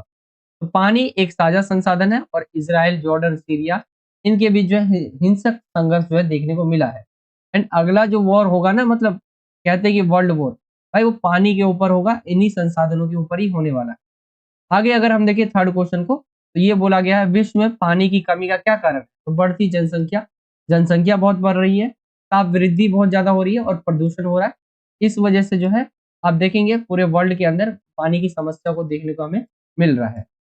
चलिए ये क्वेश्चन आपका कंप्लीट हो जाता है एंड ये आपका चित्र वाला क्वेश्चन था। ठीक है, आप कार्टून वाला भी कह सकते हैं इसे, एंड ये कंप्लीट हो गया आपका। इंग्लिश मीडियम में हम उस क्वेश्चन को देखें तो ये आपका डायग्राम दिया हुआ है, इससे रिलेटेड इंग्लिश मीडियम में क्वेश्चन दिखे तो यहाँ पे बोला गया what resources are lacking in the earth, तो यहाँ पे shortage of clean water in the world यहाँ पे दिखाया गया। Which natural resources are considered as a shared resources and the countries who there was a violent struggle for water, तो water is a shared resources है। Israel Jordan Syria ये इनके example है जहाँ पे वाटर के लिए जो है बहुत सारे स्ट्रगल करने पड़े हैं, लड़ाइयाँ हुई है इनके बीच। एंड थर्ड क्वेश्चन को अगर हम देखें इसके अंदर पूछा गया है क्वेश्चन ऑफ वाटर जो है स्कैर्सिटी और इन द वर्ल्ड, यहाँ पे आप देख सकते हैं growing population, heat rise and pollution, ये इसके रीजन है जिसकी वजह से जो वाटर शॉर्टेज है वो हो रहा है देश दुनिया के अंदर।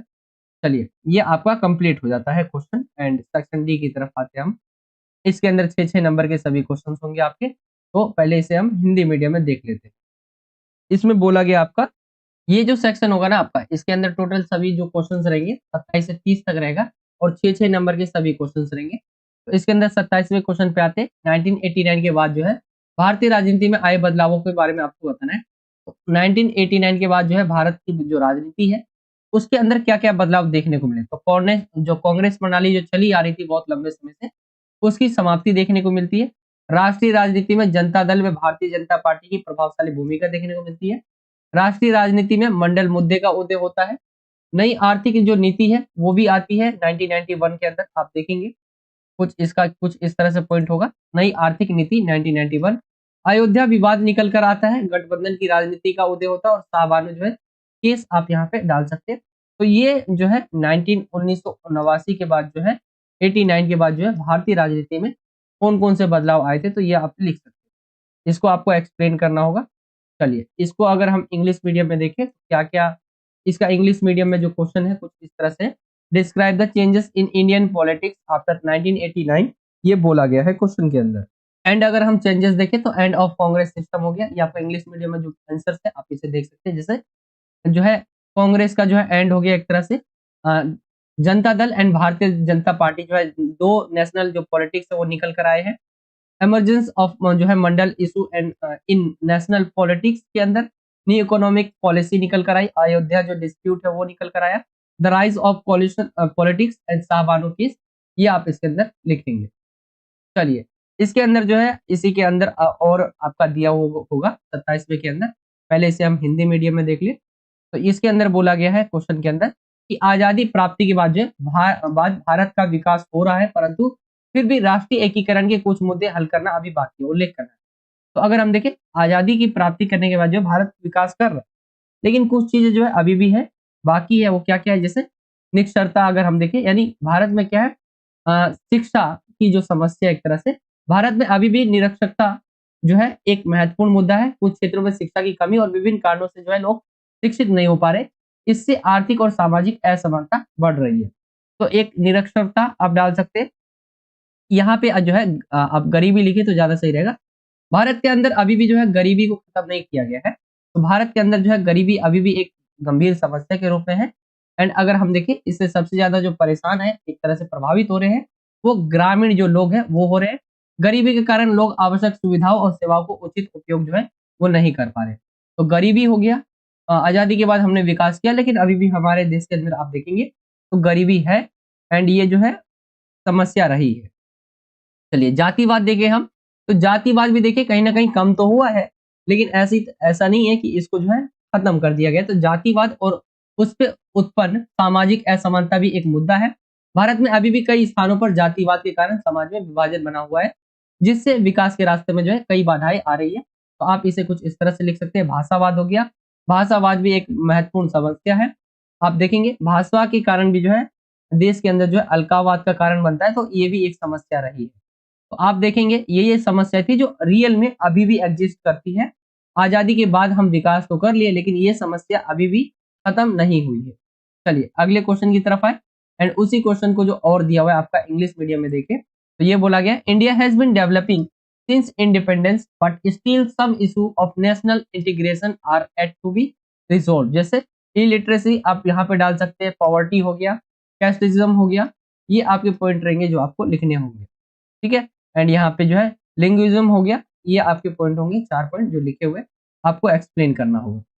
ठीक है। तो इस वजह से ये आपके कुछ पॉइंट है जो अभी भी जो है इसको हमें सॉल्व करना होगा। इनसे हमें जो है हमारी ये प्रॉब्लम अभी भी बनी हुई है। चलिए अगले क्वेश्चन की तरफ आते हैं। क्वेश्चन नंबर है आपका 28। एंड 28 के अंदर पूछा गया है आपका, इसे पहले हम हिंदी मीडियम में देख लेते हैं 28 को। इसके अंदर कहा गया वीटो पावर है क्या, और वीटो पावर में बदलाव का प्रस्ताव अभी भी सफल क्यों नहीं हुआ है। तो वीटो पावर होता क्या, यूएनओ आप सभी जानते होंगे, यूएनओ यूनाइटेड नेशन ऑर्गेनाइजेशन। इसके अंदर 5 सदस्य जो देश है, 5 सदस्य देश नहीं, 5 स्थायी सदस्य देश जो है, जिसके अंदर अमेरिका आ गया, फ्रांस, ब्रिटेन, ठीक है, चीन और रसिया आते हैं। तो इनको एक वीटो पावर मिला हुआ है। ये एक नकारात्मक अधिकार होता है जिससे कि सुरक्षा परिषद के किसी भी फैसले को रोका जा सकता है अगर स्थायी सदस्य वीटो का इस्तेमाल करता है। तो सुरक्षा परिषद के 5 सदस्य, P5 सदस्य जिनके पास जो है ये है अधिकार।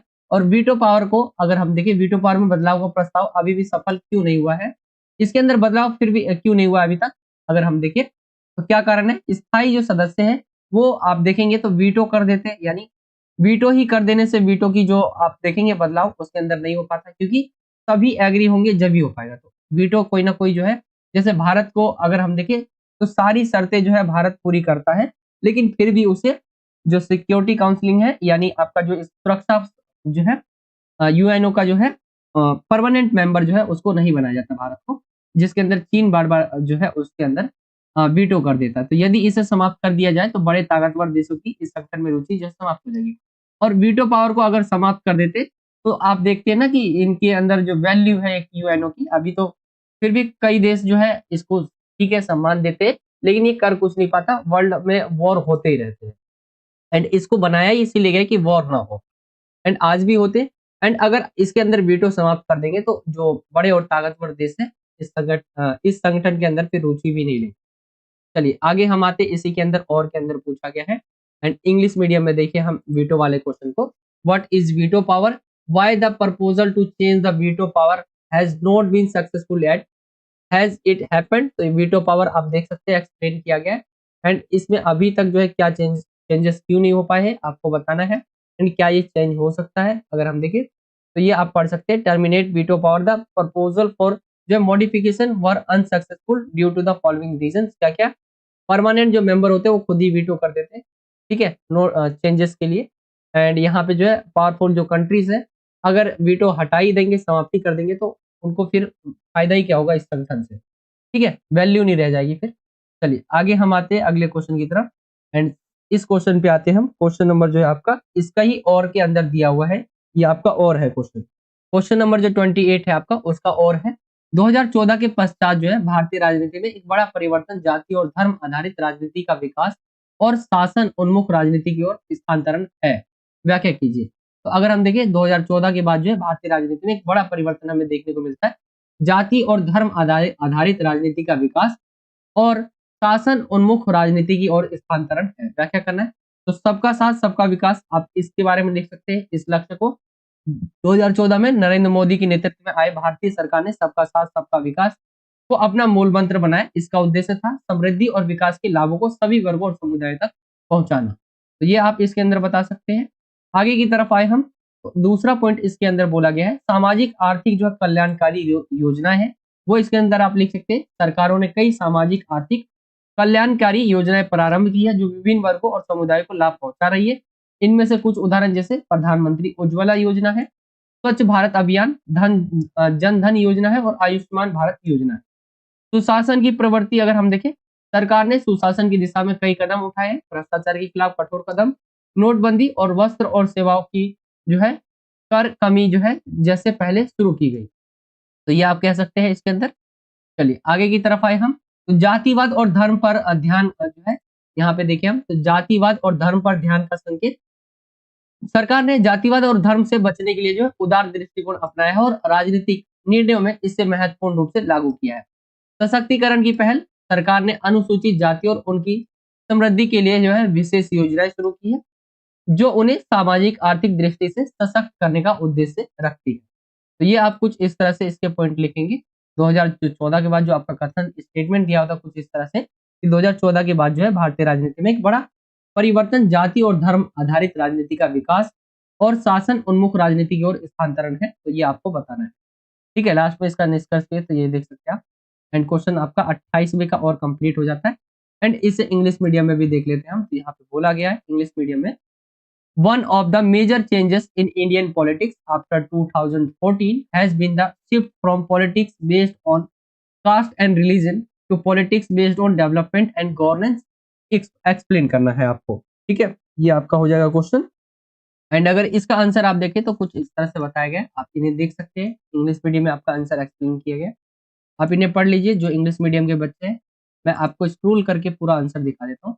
जैसे सोशियो इकोनॉमिक वेलफेयर स्कीम हो गया, ट्रेंड ऑफ गुड गवर्नेंस हो गया, जो है indicative of focus on casteism and religion, empowerment initiative आप यहाँ पे लिख सकते हैं। कंक्लूजन भी लिखा हुआ है।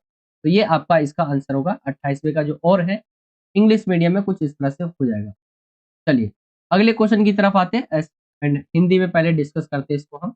यहाँ पे बोला गया है एनडीए 4 क्या है तथा इसके विकास के लिए महत्वपूर्ण एजेंडे पर आपको प्रकाश डालना है। एनडीए 4 अगर हम देखें, एनडीए 4 जो कि भारतीय जनता पार्टी बीजेपी और अन्य संगठनों के गठबंधन को दर्शाता है।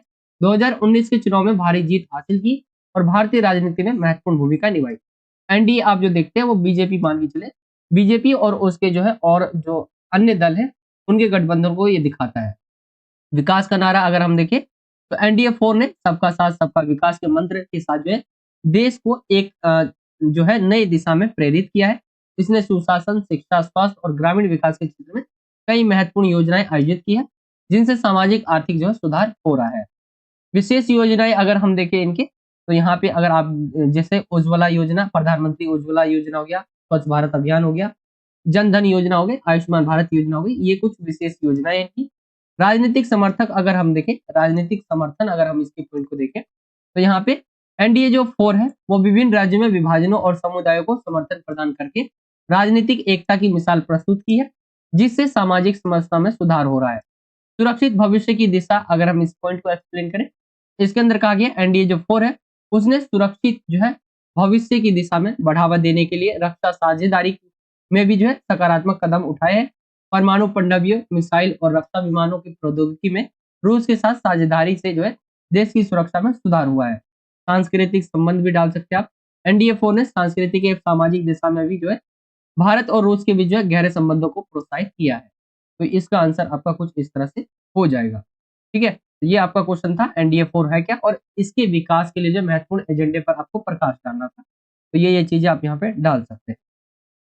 चलिए और की तरफ बढ़ते, इसके अंदर और दिया हुआ है। उससे पहले हम इस क्वेश्चन को इंग्लिश मीडियम में कर ले। तो ये यहाँ पे पूछा गया आपका question, what is NDA 4 and highlight the important agenda for its development. NDA 4 यहाँ पे बताया हुआ है इसके बारे में। एंड यहाँ पे इसके अगर हम इम्पोर्टेंट जो एजेंडे हैं इनके अगर हम बात करें, डेवलपमेंट स्लोगन हो गया आपका, जैसे कि सबका साथ सबका विकास, स्पेशल स्कीम्स जिसके अंदर जो है प्रधानमंत्री उज्ज्वला योजना, स्वच्छ भारत अभियान, जन धन योजना, आयुष्मान भारत योजना, ये सब आप देख सकते हैं। पॉलिटिकल सपोर्ट अगर देखें तो आप इसके अंदर भी लिख सकते हैं पॉलिटिकल सपोर्ट।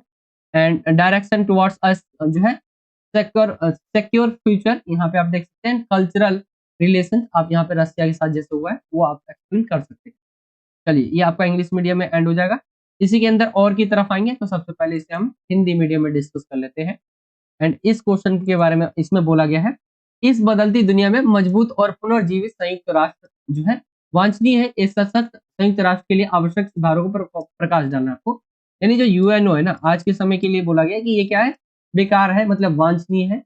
एक सशक्त संयुक्त राष्ट्र के लिए आवश्यक सुधारोों पर प्रकाश डालना है, यानी यूएनओ में क्या क्या चीजें जो है सुधारनी चाहिए। तो अगर हम देखें इसके संगठनात्मक ढांचा और प्रक्रिया में सुधार होना चाहिए, जैसे कि 5 सदस्य जो है वो स्थायी सदस्यता लेकर बैठे हुए। एंड ये जो है इसमें सुधार होना चाहिए, इनकी संख्या संख्या बढ़नी चाहिए। संयुक्त राष्ट्र के अधिकतर क्षेत्र में आने वाले मुद्दों की जो है समीक्षा आवश्यकता। प्रमुख चिंता जो है सुरक्षा परिषद की संरचना ये रही है, जैसे मैंने आपको बताया काफी समय तक ये जब से बना है। कब बना था ये, 24 अक्टूबर 1945 को ये बन गया था। एंड जब से लेकर अभी तक इसके अंदर बदलाव ही नहीं हुआ है कुछ। तो आप इसके अंदर ये समझ सकते हैं कि क्या क्या चुनाव जो है इसके अंदर बदलाव होने चाहिए, क्या क्या चीजें सुधरनी चाहिए।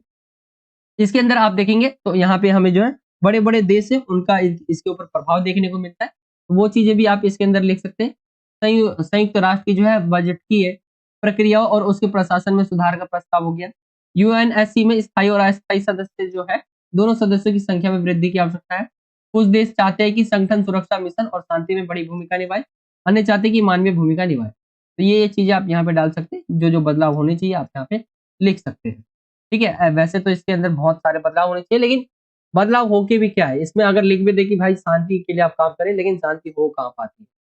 चलिए आगे हम आते हैं अब अगले क्वेश्चन की तरफ। उससे पहले हम इसे इंग्लिश मीडियम में देख लें। तो यहाँ पे बोला गया इस क्वेश्चन के अंदर आपका कि in this changing world a strong and जो है रिवाइटलाइज यूनाइटेड नेशन इज जो है desirable, highlight the reforms needed for a strong United nation. तो यहाँ पे क्या क्या चीजें जरूरत है, क्या क्या चेंजेस होनी चाहिए इसके अंदर। तो अगर हम देखें रिफॉर्म की बात की गई है इसके अंदर, आप ये पॉइंट है आपके, the suggested reform for the United Nation are as follow. तो ये आपके पॉइंट होंगे, टोटल 7 पॉइंट लिखे हुए। आप इस तरह से देख सकते हैं, इंग्लिश मीडियम के जो बच्चे हैं आप इन्हें पढ़ सकते हैं, ये आपका आंसर। ठीक है, चलिए अगले क्वेश्चन की तरफ आते हैं। एंड अगले क्वेश्चन करने से पहले इसे हम हिंदी मीडियम में देख लेते हैं, इसी क्वेश्चन को, 30वें को। मणिपुर जो रियासत है उसका जो भारतीय संघ में विलय है वो किस प्रकार हुआ आपको बताना है। तो मणिपुर रियासत का विलय भारत के अंदर कैसे हुआ। मणिपुर की आंतरिक स्वायत्ता बनी रहे इसको लेकर महाराजा बोध चंद्र सिंह ने जो है भारत सरकार के बीच एक विलय जो है से सहमति पत्र पर हस्ताक्षर किया। जनता के दबाव में जून 1948 में निर्वाचन कराया गया। इस निर्वाचन के फलस्वरूप संवैधानिक राजतंत्र कायम हुआ। मणिपुर भारत का पहला भाग है जहां सार्वभौमिक वैश्विक मताधिकार के सिद्धांत को जो है अपनाकर जून 1948 में जो है चुनाव हुए। तो, पहला जो है मणिपुरी स्टेट है जहां पर अगर हम देखें तो सार्वभौमिक वैश्विक मताधिकार के सिद्धांत पर चुनाव हुआ था भारत के अंदर। एंड इस तरह से जो है आप देखेंगे इसको जो है ऐड किया गया भारत के अंदर। अंत भारत जो सरकार ने मणिपुर को भारतीय संघ में विलय कराने में सफल हुई। एंड इसी को आप इंग्लिश मीडियम में देखें, describe how the state of Manipur merge with in Indian union. Merger of Manipur state अगर हम देखें कुछ इस तरह से हो जाएगा। यहाँ के जो राजा थे महाराजा बोधचंद्र, उन्होंने कुछ जो है डिमांड करी थी, लेकिन बाद में जाके जो है यहाँ की जो लोग होते जो पब्लिक होती है वो डिमांड करने लग जाती है इलेक्शन की, फिर इलेक्शन होते हैं उसके अंदर जो फिर अ, इस तरह से जो ये आपका हो जाता है मणिपुर भारत के अंदर ऐड। बहुत स्टोरी है इसके बारे में, आप पढ़ सकते हैं। चलिए, इसी के अंदर और के अंदर क्वेश्चन है आपका, एंड उससे जाने से पहले हम इसे इंग्लिश मीडियम में, हिंदी मीडियम में देख लेते हैं। स्वतंत्रता के बाद जो है स्वतंत्रता के पश्चात भारत में अपनाए जाने वाले आर्थिक विकास के मॉडल से संबंधित सहमति और असहमति के विभिन्न क्षेत्रों का आपको परीक्षण करना है। तो हमने जो विकास के जो मॉडल को अपनाया ना आर्थिक विकास के, उसमें सहमति के क्षेत्र और असहमति के क्षेत्रों को आपको बताना है। जैसे अगर हम सहमति के क्षेत्र देखें तो भारत के विकास का अर्थ जो है आर्थिक वृद्धि तथा सामाजिक न्याय होना चाहिए। विकास के मुद्दे को केवल व्यापारियों, उद्योगपतियों, किसानों पर ही नहीं बल्कि जो है नहीं छोड़ा जा सकता, अपितु सरकार को एक प्रमुख भूमिका निभानी चाहिए। गरीबी उन्मूलन तथा सामाजिक व आर्थिक वितरण के काम को जो है सरकार की प्राथमिक जिम्मेदारी माना गया है। असहमति के अगर हम इसके क्षेत्र देखें तो कौन कौन से क्षेत्र होंगे? सरकार द्वारा जो है निभाई जाने वाली भूमिका पर जो है असहमति, ये आप देख सकते हैं। यदि आर्थिक वृद्धि से असमानता हो तो न्याय की जरूरत से जुड़े महत्व पर असहमति। उद्योग बनाम कृषि पर निजी बनाम सार्वजनिक क्षेत्र के जो है जुड़े मुद्दे पर असहमति। तो ये असहमति के क्षेत्र थे, एंड ये आपका कंप्लीट हो जाएगा। इसी को हम हिंदी मीडियम इंग्लिश मीडियम में इसी क्वेश्चन को देखें तो इंग्लिश मीडियम में ये क्वेश्चन आपका कुछ इस तरह से हो जाएगा। यहाँ पे बोला गया है आपका क्वेश्चन कि examine the various areas of agreement and disagreement related to the model of economic development follow in the India after independence. तो एरिया ऑफ जो है कंसेंट एंड यहाँ पे डिसएग्रीमेंट एंड एग्रीमेंट की बात करें तो ये आपके 3 पॉइंट है, ठीक है। एंड यहाँ पे डिसएग्रीमेंट की आप यहाँ पे देख सकते हैं, ये भी बताया गया है। नीचे की तरफ देखिए हम तो यहाँ पे डिसएग्रीमेंट है, ये आपके 3 पॉइंट है। तो ये आपका पूरा पेपर जो है खत्म हो जाता है।